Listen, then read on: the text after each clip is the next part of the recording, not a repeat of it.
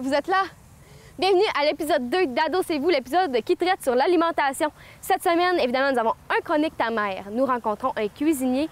Vous allez aimer ça, il nous fait une belle recette, puis finalement 10 faits insolites sur la nourriture. Et Adossez-vous, ça commence maintenant avec chronique ta mère. Mon repas préféré, c'est le pâté saumon.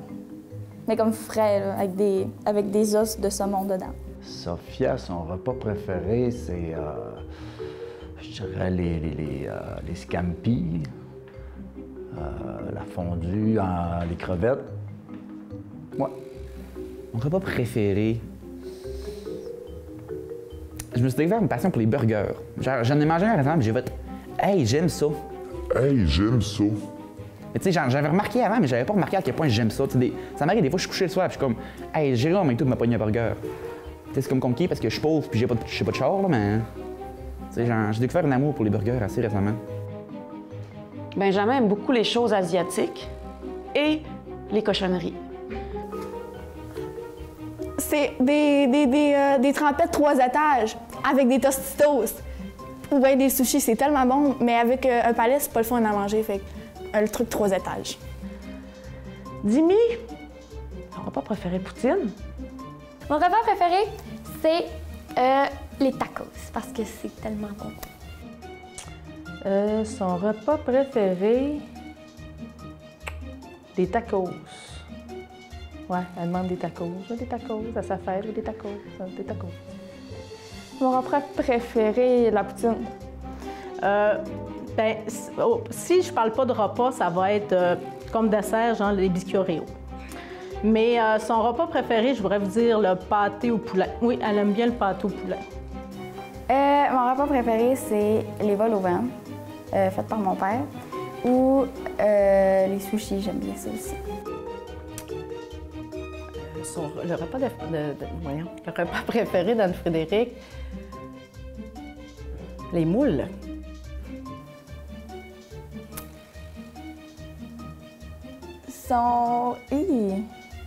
Le repas préféré de mon père. Mon repas préféré, j'en ai beaucoup, en fait. J'aime...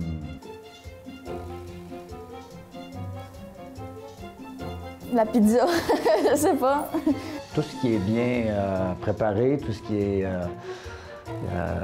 est bien cuisiné, je touche à tout, je goûte à tout, mais vite de même, je répondrais du crabe. Elle aime le bouilli de légumes. Ma mère aime bien le bouilli de légumes. Genre, c'est sûr que ma mère elle a une bonne recette, ma grand-mère est assez imbattable, mais je sais que ma mère aime bien le bouilli de légumes. C'est son repas qu'elle aime beaucoup. Moi, j'aime beaucoup les légumes. Fait que tout ce qui est à base de légumes. C'est de savant, mais c'est du spaghetti. C'est même pas bon, du spaghetti. Non?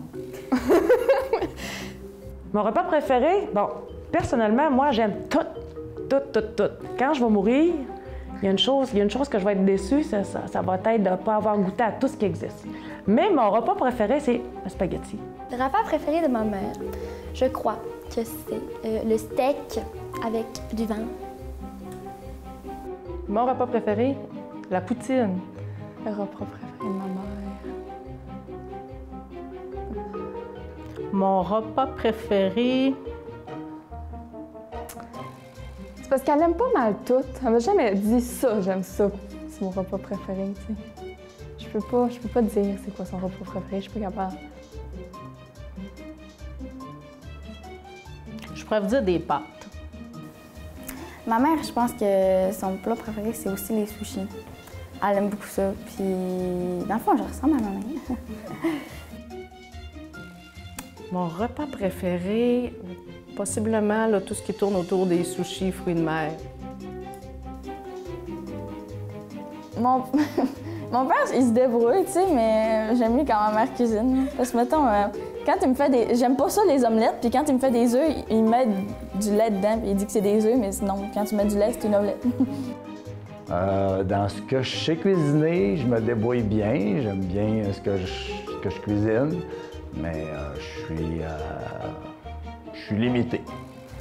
Oui, non, sérieusement, j'ai eu des histoires d'horreur côté cuisine de chez mes amis, mais honnêtement, ma mère, elle cuisine bien. C'est sûr qu'elle cuisine pas des plats classiques, genre pâté chinois, patates pilées, hachis parmentier, ces affaires-là, mais ça reste qu'elle Elle a son style à elle de cuisine, puis je pense qu'elle l'exécute assez bien. Oui, et une très bonne pâtissière. J'en fais plus, là, mais je suis une très bonne pâtissière. Ma mère, si c'est une bonne cuisinière, oui, très. Elle met souvent des stories sur Facebook là, de ses trucs à manger, puis tous mes amis y arrivent, sont comme « Ah, ça a trop l'air bon ce que tu manges! » Puis je suis genre « C'est ma maman qui l'a fait, comme tu peux le constater. » Oui, c'est une bonne cuisinière. Excellente cuisinière. Je suis une excellente cuisinière. Oui, ma mère, là, c'est mur à mur. Elle fait vraiment du bon manger. Je pense que oui. Je suis une bonne cuisinière. Oui, mais mon père est meilleur. Oh non. Mais je cuisine et je persévère. Je suis très persévérante, mais c'est ça. Je m'améliore, mais c'est ça. Je cuisine normalement, disons. Ma mère, c'est une bonne cuisinière, oui.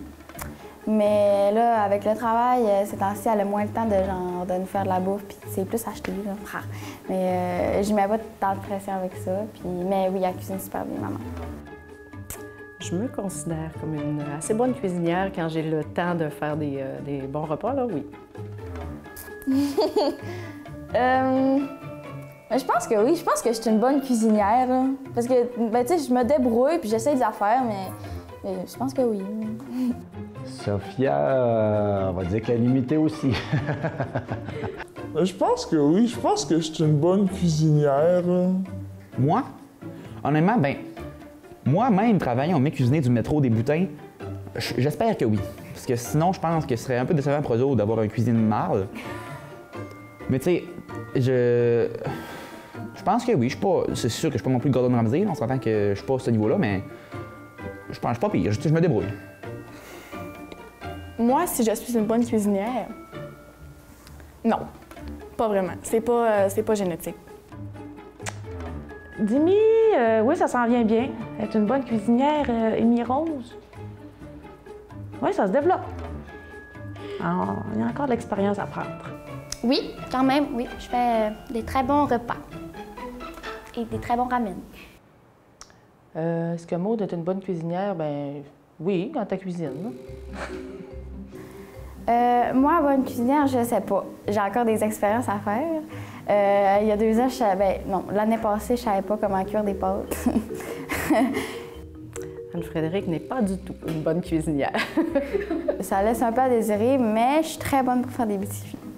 Peut-être parce que je lui laisse pas assez de place aussi. Ce que ma mère fait puis que j'aime, moi je dirais que. J'aime bien quand elle fait. En fait, des enchiladas sont vraiment bons. Genre, il y a des haricots noirs puis il y a du fromage dessus. Moi j'aime bien le fromage, donc ça fait. C'est assez bon.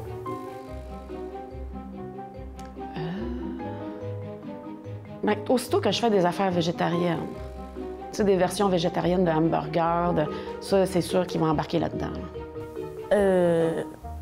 Ma mère, ce qu'elle fait que j'aime le plus, ben toute la bouffe, là, ça me dérange pas. Mais des pâtes, c'est bon. Sauf le spaghetti. On aime tous manger, ou presque. L'alimentation, Mais si vous voulez avoir une bonne recette, on vous en propose une aujourd'hui dans notre interview avec le cuisinier Antoine Tremblay-Pearson. Et ça commence maintenant. Et c'est Benjamin qui fait notre entrevue. Enchanté, Antoine. Salut. Donc, on va faire ça, tiens. Yes. Donc, est-ce que vous êtes prêt pour l'interview? Je suis prêt. Merci beaucoup de l'avoir accepté à la base. Ben, C'est vraiment un privilège de pouvoir vous interviewer. Merci à vous autres de m'avoir Est-ce invité. que vous êtes prêts à commencer? On est prêt. Ben, parfait, c'est parti. Donc, c'est quoi la première étape de notre recette de... C'est quoi exactement la recette? La recette aujourd'hui, c'est un cheesecake au bleuet du lac Saint-Jean bleuet. avec une croûte de biscuits Oreo sans cuisson. Fait que c'est vraiment simple en fait. Là, c'est une recette qu'on peut faire à la maison. Ça prend quelques ingrédients. C'est parfait pour le thé. Oui, vraiment en fait. Parfait. Ça prend du beurre qu'on va faire fondre, une confiture au bleuet sauvage du lac Saint-Jean maison ou acheté. Ça prend du fromage de style Philadelphia, fromage à la crème. Ensuite de ça, pour la croûte, des biscuits Oreo. Toujours bon. Mélanger avec le beurre fondu plus tard. Puis pour le mélange de fromage, on rajoute aussi un peu de yogourt grec et de sirop d'érable dans la préparation. Mon Dieu, ça va être bon. On va commencer tranquillement. Parfait. C'est quoi la première étape de la recette? Ben, on va commencer par faire fondre notre beurre. Parfait. Un petit 30 secondes au micro-ondes. Fait que pendant que le beurre fond, on va commencer à poser des questions. Vas-y, je t'écoute. Donc, une question que j'aimerais se poser, c'est quelles études que vous recommanderiez faire si quelqu'un veut devenir cuisinier? C'est sûr que l'idéal, c'est d'avoir un DAP. Ça donne beaucoup des expériences pour le monde qui veulent commencer. Là, mettons que tu commences, tu as 16 ans, tu sors du secondaire, tu te dis, moi, je vais aller en cuisine, tu vas faire le DAP. Moi, j'ai pas fait ce processus-là. Moi, j'ai de l'expérience parce que j'étais allé, à 14 ans, j'ai tout de suite commencé à travailler comme cuisinier. J'ai monté les échelons. Moi, je travaillais à Québec avec beaucoup de grands chefs. J'ai appris d'étape en étape. J'ai eu des cours spécialisés que certains employeurs m'ont payé, des cours de la BAPAC. Fait que j'ai grimpé les échelons comme ça tranquillement. Je vais aller chercher mon beurre fondu. C'est parfait. Mais je recommanderais le DAP, c'est sûr. Parfait. Donc, les jeunes à la maison, le DAP. Moi, j'ai passé par l'étape du cuisinier, sous-chef, ainsi de suite. Puis à un moment donné, j'ai assez d'expérience. On m'a essayé comme chef, puis ça a marché. ça a foncé. C'est parfait. Fait que c'est quoi la deuxième étape? Bon, la deuxième étape, on va aussi faire fondre un peu notre fromage en crème pour le ramollir un peu, pour que ça soit plus facile pour le robot. Bien, parfait. Fait que je l'envoie aussi au micro-ondes. Une petite minute. Donc, c'est le temps pour une deuxième question déjà. Mon Dieu, ça passe vite. Oui, vas-y, je t'écoute. Donc, c'est depuis quand que tu as cette passion, toi, de la cuisine? Bien, depuis que je suis tout jeune, en fait, là, moi, je regardais mes parents cuisiner, ma grand-mère cuisiner, puis j'aime la nourriture, puis j'ai toujours eu cette passion-là, en fait. C'est parfait. C'est quoi les qualités que tu dirais qu'un chef devrait avoir, un bon chef?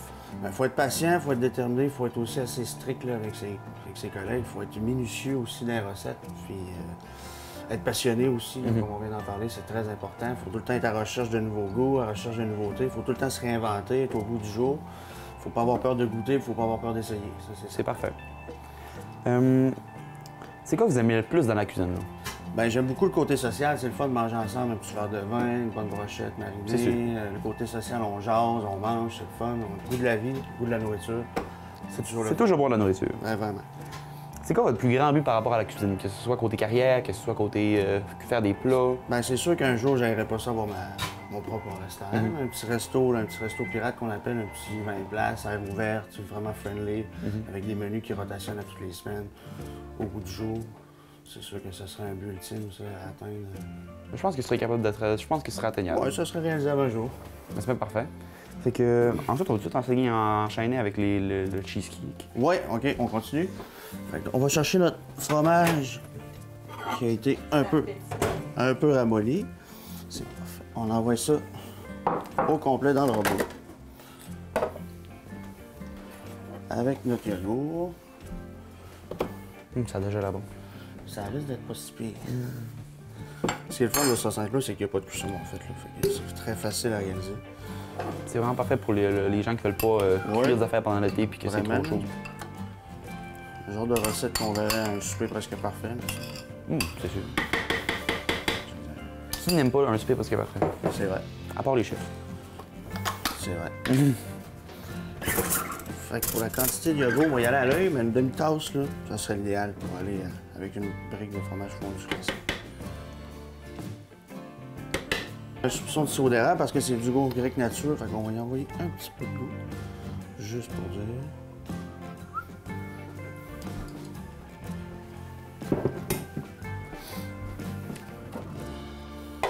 Et on met ça dans le robot culinaire. Yes! On fait fouetter ça. Jusqu'à temps qu'on ait une belle substance lisse, homogène. Pendant que ça se prépare, une petite dernière question, une autre question. C'est quoi la chose la plus difficile que vous avez eu à cuisiner dans votre carrière? Ben moi, personnellement, la pâtisserie, c'est pas ma tasse de thé, mais c'est parce que c'est vraiment difficile. On peut pas décider de jouer avec la recette. Il faut la suivre à la lettre parce que c'est quasiment de la chimie, en fait. Fait que souvent, moi, quand j'ai à faire des desserts, là, j'aime moins ça un peu parce que c'est justement ça, on peut pas... C'est dur à innover, créer ses propres recettes. C'est plus difficile un peu. J'aime ça, moi. Jouer un peu avec les saveurs. Jouer avec les saveurs, jouer avec le goût, puis mettre ça à mon goût, finalement. Là. Fait que côté dessert, c'est vraiment ce que je trouve le plus dur à cuisiner. C'est pour ça qu'il y a des cours juste pour ceux qui veulent devenir pâtissier. C'est en dehors. C'est un autre domaine différent. C'est exactement. OK, ouais. Je comprends. Ensuite, c'est quoi qui se passe? C'est quoi la prochaine étape? La prochaine étape, on va commencer notre base de biscuits Oreo. Fait que je vais envoyer quelques biscuits. Des bons Oreo. Des bons Oreo. On va envoyer notre beurre fondu. Puis là, l'idéal, ça serait de le renvoyer dans cette machine-là. Oh, super une technique. Est-ce qu'on a un assistant qui pourrait nous aider dans l'audience? Problème technique, problème technique. Ouais, je vais juste en profiter pour le laver.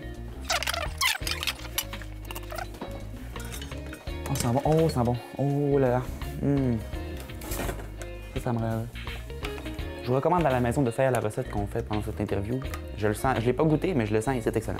Écoutez, ça va être bon. La texture est vraiment belle. Je sais pas si on peut le voir à la TV. Là. On a une texture lisse puis homogène, c'est ça qu'on cherchait. Je me l'ai approché à la caméra, on Oui. va montrer. Quelle caméra là? Celle-là ici. Texture lisse, à la décieuse. Là, je vais faire un peu de plonge. Ça fait partie de la job parce que je vais en avoir besoin pour faire ma croûte à biscuits. C'est important de se ramasser. Brique, plonge, brique, plonge, brique. Moi, j'avais commencé comme plongeur à l'époque. J'ai fait 6 mois comme plongeur au début avant que je dise au boss, hey, écoute, j'aimerais ça aussi cuisiner. Fait qu'il m'a essayé. Je travaillais au Del Giovanni dans le temps Québec. Sérieux? Ouais. Ça fait combien de temps environ? J'avais 14 ans à l'époque. Je faisais l'école en même temps. J'allais travailler le soir. Avec que je voulais l'entrée. Du coup, que notre machine est lavée, on peut passer à la deuxième étape. Ça va être quoi? La deuxième étape, on va faire notre croûte biscuit Oreo qu'on va aller mettre dans le fond de notre plat pour notre montage. Là, ce robot-là. On va essayer de monter ça. Ouais. Ça se peut que ce soit un défi, mais on va essayer. Allez. OK, on envoie nos biscuits. C'est combien d'Oreo exactement? Là, je l'ai mis 6, 7. Tu vas à l'œil, là. Ça dépend combien tu vas en faire aussi. Si vous êtes une dizaine, bien là, il faut que tu fasses x2 la recette, x3. Le beurre fondu, là, j'ai mis un quart de tasse. Ensuite, le couvercle. Faudrait pas non plus faire un décote dans la cuisine. Non. Ce serait pas idéal. Surtout que c'est pas notre cuisine. Surtout pas à TV, surtout que c'est pas notre cuisine non plus. À la fin, on va nettoyer, bien sûr. On dira. Bon. C'est que les deux. Fait qu'on est parti pour blender ça. On est parti. Beau.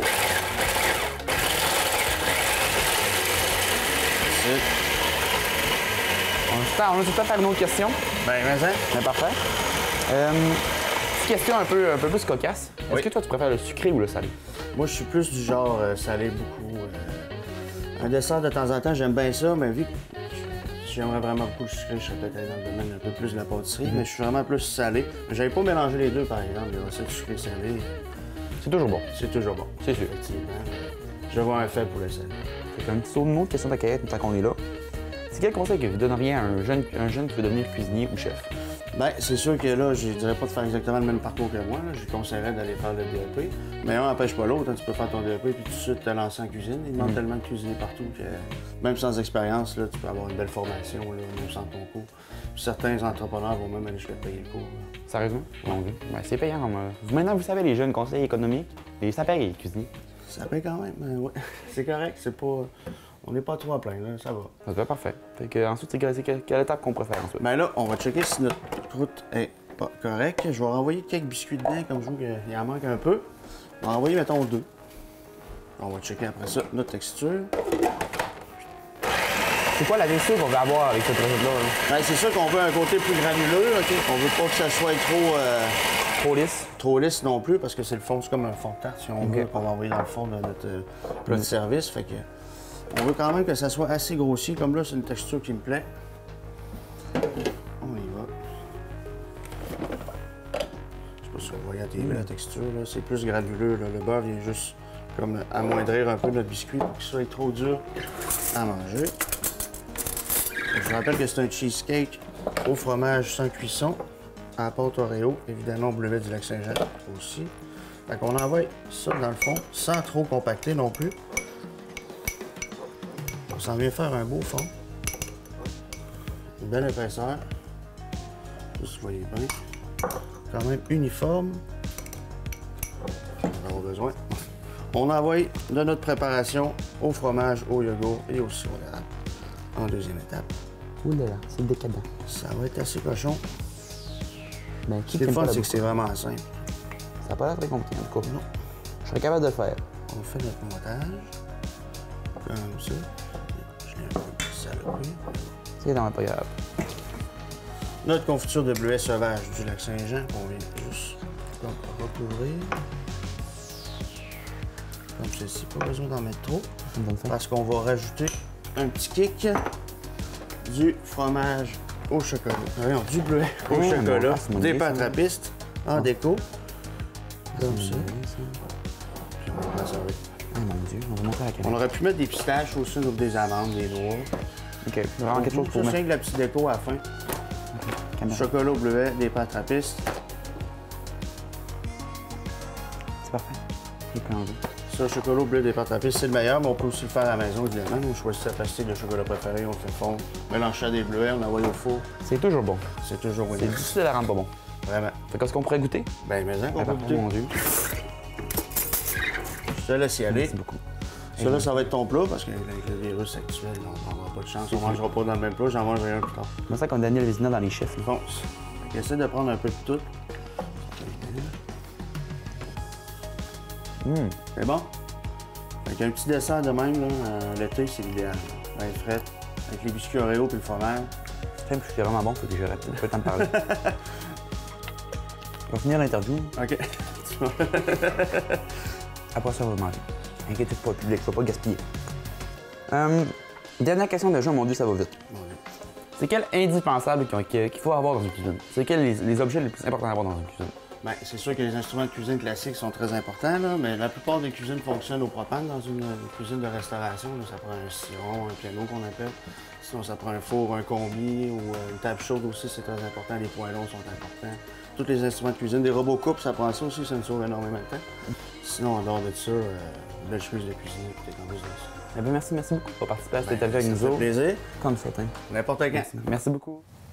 Maintenant, Amy Rose Doucette, alias Dimi, nous présente 10 faits insolites sur la nourriture. Et c'est quand même assez amusant parce qu'il y a des choses que vous ne saviez pas, que je ne savais pas, qu'elle ne savait pas avant.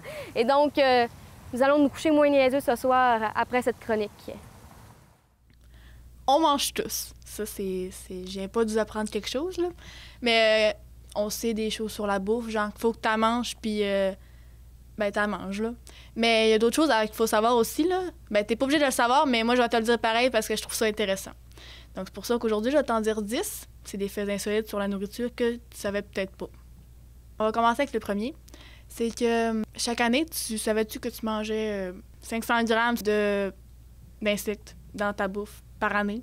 Ça, si tu sais pas c'est quoi, là, tu prends un livre de beurre, tu remplaces le beurre par des insectes, puis tu manges ça par année. C'est dégueulasse, mais tu fais ça pareil. Et remettre de l'eau dans leur bouteille d'eau que tu achètes, genre au dépanneur, là, ta bouteille d'eau en plastique, là. Si tu remets de l'eau dedans, fais pas ça.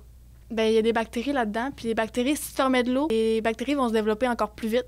Puis quand tu vas boire de l'eau dedans, ben ça se peut qu'il y ait des particules de plastique que tu avales. Puis je pense pas que tu veux ça. Fait que si tu veux reprendre de l'eau, ben prends de l'eau du robinet dans un verre ou prends ta gourde. Des chips, c'est bon, hein? Ben, c'est le fun à manger. C'est tellement positif quand tu manges ça en famille, là.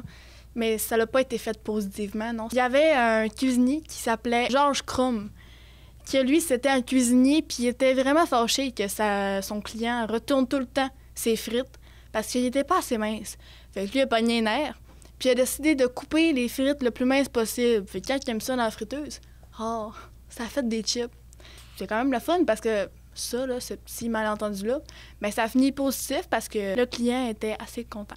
À savoir, vu que le client était satisfait, il a décidé d'en refaire puis de mettre sa recette vraiment là, au point pour que ben, les chips, ben, ça devienne ce que c'est aujourd'hui. Dans la bouffe, on a des aliments transformés. Donc, là-dedans, dans les plus populaires, on a le fromage, les liqueurs, là, donc des boissons gazeuses, et justement des chips. Fait que si tu veux manger santé à soir, prends pas ça. Il y a quelqu'un qui a acheté une assiette. C'était l'assiette la plus coûteuse du monde en 2016 à Singapour. L'assiette coûtait 2 millions de dollars. Donc, avec le repas, il était compris une croisière et un petit voyage en hélicoptère. Le repas durait 8 heures en tout et tu avais 18 plats. C'était servi avec 10 000 roses et une assiette en diamant. Fait que si tu as bien de l'argent et tu sais pas quoi faire avec, ben tu peux faire ça. Ça, c'est une idée. La restauration de fast-food la plus populaire, c'est pas McDonald's. C'est pas McDonald's, c'est Subway. Mais tu sais, ça vient en deuxième avec 37 855 locations dans le monde. Et Subway, qui vient en première place, il y a 44 758 locations. Donc, ça vient en premier, puis McDonald's, ben excuse, mais t'es pas le premier, t'es encore deuxième. L'humain consomme environ dans sa vie 73 tonnes de nourriture. Fait que ça, je sais pas c'est combien, là, ça équivaut à 25 éléphants d'Afrique. Là. Le chewing gum, où on connaît ça sous le nom de la gomme, là, simplement, ça a été popularisé en Europe en 1872, si je me trompe pas. 1872! L'humain a toujours aimé mâcher. C'était de la résine de sapin qu'on en prend depuis... on en prenait depuis des milliers d'années, parce que ça faisait comme une gomme, puis l'humain aime mâcher. Le fruit le plus sucré, c'est la fraise. Non, c'est la date. Oui, parce que la date, c'est plus sucré que la fraise, les framboises, parce que les fruits rouges, c'est les moins sucrés, contrairement à ce qu'on peut penser. Exemple, un citron, c'est plus sucré qu'une fraise, c'est juste que c'est tellement acide que ça coupe le sucre. Ça, tu savais pas, hein? Pour le dernier, mon préféré, puis en même temps, non, pas pantoute, là. Si t'as de l'argent dépensé encore une fois, tu peux toujours te faire un plat avec de la salive d'une certaine sorte d'oiseau. Si ça te tente de manger de la salive d'oiseau dans ton plat, ça existe. C'est assez coûteux, mais ça existe. Fait que c'est ça pour les 10 faits insolites sur la nourriture que tu savais peut-être pas. Hey!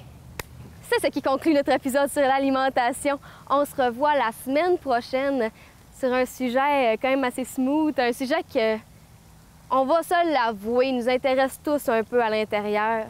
L'amour, ben oui. Fait que c'est un rendez-vous, on se voit la semaine prochaine.